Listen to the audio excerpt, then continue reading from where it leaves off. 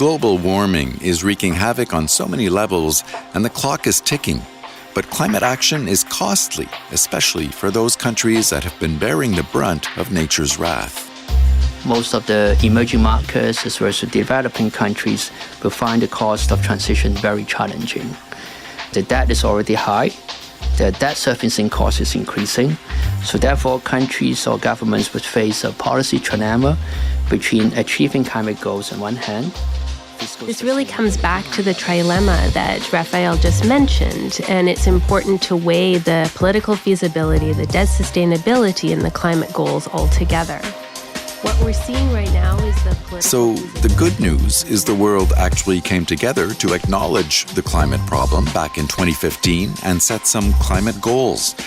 But the bad news is achieving those goals is stretching government finances to the limit, beyond the limit in some cases. And that's where fiscal policy and climate mitigation come together, and why the IMF's Fiscal Affairs Department is working hard to help countries manage their limited resources. My name is Raphael. I'm the Deputy Division Chief in the Fiscal Affairs Department of the Fund. And our division basically is the ones who oversees the annual publications of the IMF Fiscal Monitor. I'm Richmond, and I'm also a Deputy Division Chief in the Fiscal Affairs Department working in the Climate Policy Division. So we coordinate all of the climate activities within the FAD, and in particular, a lot of the work with COP and external participants as well. So Christine, when we talk about climate goals, what countries would make the biggest difference in terms of getting carbon emissions down to where they need to be?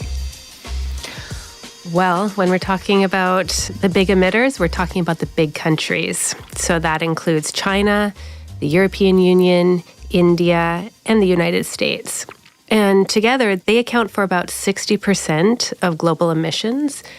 But countries like China and India and other emerging market economies, their share of emissions is actually growing quite rapidly. And we expect by 2035, their share is going to increase to 70%. Wow, that's significant. It's a lot, yes. But I think countries do recognize that they need to do something. If we want to achieve the 2015 Paris Agreement goal of trying to hold the global average temperature increase to well below 2 degrees Celsius, countries are trying to achieve these emission objectives in various different ways. But by our assessment, these current efforts are insufficient. So we estimate that based on their existing and planned mitigation policies, we're only going to achieve an average of 13% reduction in emissions across G20 countries. And what we need to see is about 25 to 50% reduction in emissions by 2030. So we need to do more. And Raphael, this paper is all about what countries are up against in hitting these climate goals, and obviously big challenges. And you describe what you call a trilemma of challenges. So it's not just fiscal, there's a debt element, there's also the political aspect to all this. Are all of these countries facing this trilemma to the same degree, do you think? So climate actions presents the policymakers with a very difficult set of trade-offs. So as Christine mentioned, a lot of the countries are pursuing policies to reduce emissions, mostly through the spending in terms of green subsidies or investment. So by relying mostly on those measures and scaling them up to meet the climate ambitions goals would be increasingly costly, meaning that possibly raising debt by as much as 50% in our estimate by mid-century. So certainly this is not the way to go. But at the same time, if we prolong the business-as-usual scenarios, basically would leave the global economy more vulnerable to the climate risk as well as the global warming phenomenon. So certainly countries have the options to raise revenue, to decrease their debt burden, for example, through carbon pricing. But relying on some of these revenue measures alone will also cross political red lines, meaning that the economy or the citizens may not be able to afford it. So therefore, countries or governments would face a policy trilemma between achieving climate goals on one hand, fiscal sustainability on the other, as well as the political feasibility. In other words, pursuing two objectives would usually comes at the expense or the cost of partially sacrificing the third. And therefore, it is recorded a policy trilemma faced by a lot of the governments. Certainly, these policy trade-offs would vary across countries depending where they are in terms of the debt level, depending on their constituencies. So we find that countries that have high debt or even rising interest rate, they would find the policy trilemma much more challenging than others. Mm-hmm. So debt, obviously a big problem. Do you think that debt is really the biggest problem when it comes to countries trying to implement any of this policy advice that you have in the paper? Yeah, the state of the public finance certainly is an important factor to consider. So when government pursues these climate policies, they will need to consider the overall budget constraints, meaning that making sure that the policies are affordable and will not significantly add to that. For example, our estimate shows that if you make certain type of revenue and spending policies in an appropriate way, you could actually contain the debt level increases, at the same time achieving the climate goals. Countries with low debt certainly have the policy space to accommodate those spending during the green transition. However, most of the emerging markets as well as the developing countries will find the cost of transition very challenging. The debt is already high.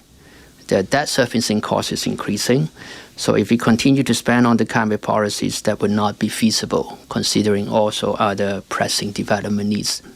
So in that sense, it is important for those countries to improve spending efficiency, but at the same time also build tax capacity to raise revenues. The challenges would also call for greater multilateral collaborations through concessional financing coming from different institutions. So as you know, the fund, the IMF has put out this Resilience and Sustainability Trust with the aim to provide the long-term financing for countries to adjust to these challenges. Yeah, and so, Christine, what are you suggesting countries do to survive the energy transition, given all these existing fiscal pressures? The energy transition is going to be difficult for all groups, really. But every country, every region, households, firms, communities are going to be impacted in different ways. And so this really comes back to the trilemma that Raphael just mentioned, and it's important to weigh the political feasibility, the debt sustainability, and the climate goals all together. What we're seeing right now is the political feasibility is becoming more of a binding constraint. We've seen recent announcements by the UK, by Canada, to scale back some of their climate policies to cushion the negative fiscal impacts on segments of the population. So we know that different groups are going to be impacted, and fiscal policy does have a role to cushion these impacts. Now, I'm going to focus just on one specific group of countries, and that's the fossil fuel exporting countries, because they actually face additional challenges because their economies are really reliant on the extractive revenues, much more so than other countries which have a diversified revenue base. So they're using this extractive revenues to finance their economic development, and they need to also, on the other hand, reduce their greenhouse gas emissions, and they need to still continue to supply fossil fuel resources to other countries as the whole globe transitions to a lower carbon footprint. So it's really a balancing act that this group of countries in particular is facing. But we do think that fiscal policy has a role to play. And we think that the first thing that these countries need to do is to reduce and eliminate their explicit fossil fuel subsidies. They're very large. On average, 5.1% of GDP. And these should be gradually eliminated. And at the same time, they should then gradually phase in emissions pricing policies, which we can talk a bit about later. Secondly, this group of countries needs to build large fiscal buffers to prepare for this inevitable phasing out that we're going to see sometime in the future. They need to build stronger fiscal frameworks so that they can better manage their resource wealth and deal with this uncertainty that they're going to be facing. So when you say increase their buffers, how are they supposed to do that? I mean, they're all having these revenue challenges, right? The IMF has a lot of advice specifically for this group of countries on how to build their buffers. And Raphael's division in particular has done work on this in the past. It's about first understanding that whatever you get in shouldn't necessarily be spent, and thinking about what kind of spending is really happening. You know, are you spending for the longer term for the country to invest in education, in health, diversification of the economy so that you are going to reap the benefits over the medium term? Or are you really just spending on salaries and things that don't necessarily have a long-term impact? We in FAD work a lot with this group of countries to help them build the expertise, the institutions to help them navigate all of these challenges along the way. So obviously the private sector is going to have a lot to do with this when we're talking about increasing revenues. Governments can generally only do that to a certain degree. There's a lot more investment that needs to go towards climate technologies. Is there enough private investment in terms of these technologies? And if there isn't, how do you encourage more of that private investment? Yeah, certainly the governments cannot meet the climate challenges by itself. We see that the private sector actually has an important role to play. They have to fulfill the bulk of the decarbonization efforts, as well as meeting a lot of the climate financing needs. So the good news here is that about 90% of the emission reductions that can be achieved through the existing commercially proven technologies by 2030. So in that sense, the keys will be to deliver or making sure that those low carbon technologies will be able to be applied or adopted by the firms itself. So in the Fiscal Monitor chapter, we outlined there may be 3 broad ways that the governments can encourage the private investment. Number one is the regulations. Certainly the regulatory policies to, for example, to require firms to set or monitor their climate targets would usually reinforce their investment in terms of energy efficiency, in terms of reducing the pollution. And that particular, we find the impact is bigger for energy-intensive sectors or harder to abate sectors. And that is important because the regulations actually foster the firms to make the transition. The second element is to provide fiscal incentives. We have seen countries starting to doing it. For instance, the U.S. have rolled out this Inflation Reduction Act. The European Union have this Green Deal industrial policies. So those would encourage firms to undertake some of the low-carbon technology investment. But at the same time, we need to be mindful of the potential consequence across borders. And policy certainty as well as the better targeting would help to reach the broader set of the firms so that most of the firms will be able to participate as well as make movement or transitions to the green technologies. The third element is how to catalyze private sector financing. For example, governments can use subsidies, can improve the climate information architecture, and those would help the private sector to channel the resources to finance the climate investment. However, some instruments, for example, government credit guarantees, may be associated with large fiscal risk, so that it's important to consider how effective they are with the associated cost. So this would mean that we need to use a mix of the policy instruments in order to kind of encourage the firms to undertake the necessary investment in the technologies as well as the providing the necessary climate financing. And so, Christine, you mentioned cutting subsidies, energy subsidies. So the study says carbon pricing is a really important part of making any of this happen. How does carbon pricing play into this exactly? Yeah, like you just mentioned, carbon pricing really should be at the center of a country's climate policies. And I think it's a really interesting instrument because it can do so much. As an economist, we're all excited because it's the most efficient instrument that's available. But what's really great about it is that it's going to promote a full range of behavioral responses to reduce energy use, shift to low carbon fuels, and linking to what Raphael just discussed, it can also incentivize the private sector to innovate in and adopt new low carbon technologies.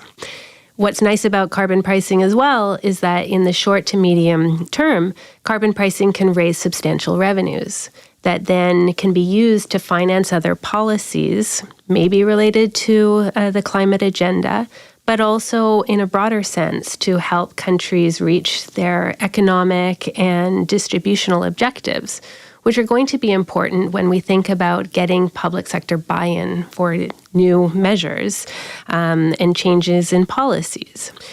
I honestly think it's quite remarkable to think of where carbon pricing has gone over the last decade. You know, that we've seen a big pickup in the interest by countries to actually undertake these kinds of policies.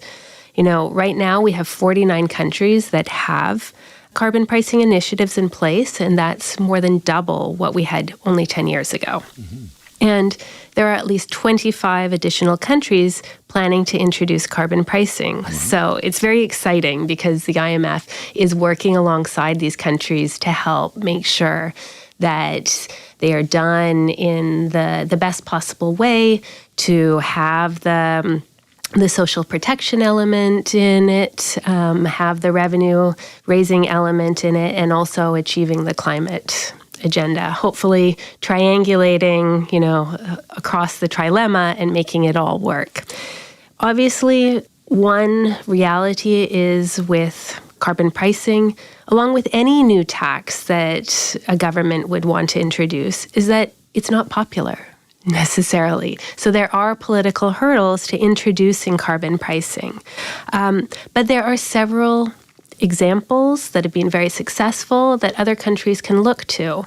For example, we have Sweden, Chile, and Singapore, which we highlight in the Fiscal Monitor, where these governments have been able to successfully introduce carbon taxes, and other countries can learn from these examples and see what worked, what doesn't work, and take into account their country-specific circumstances.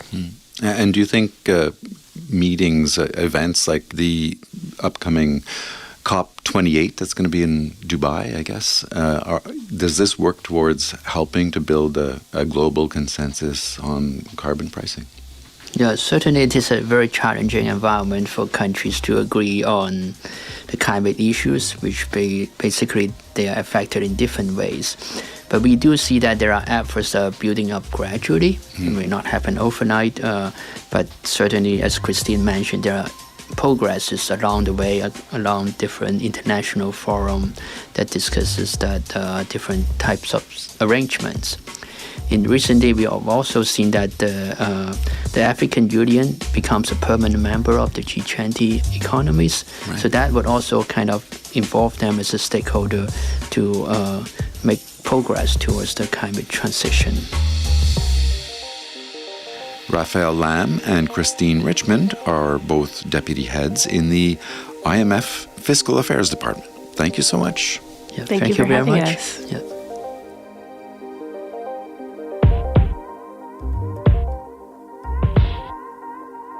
Raphael Lam works on the Fiscal Monitor, which is published twice a year, and Christine Richmond works on climate policy, both in the IMF's Fiscal Affairs Department.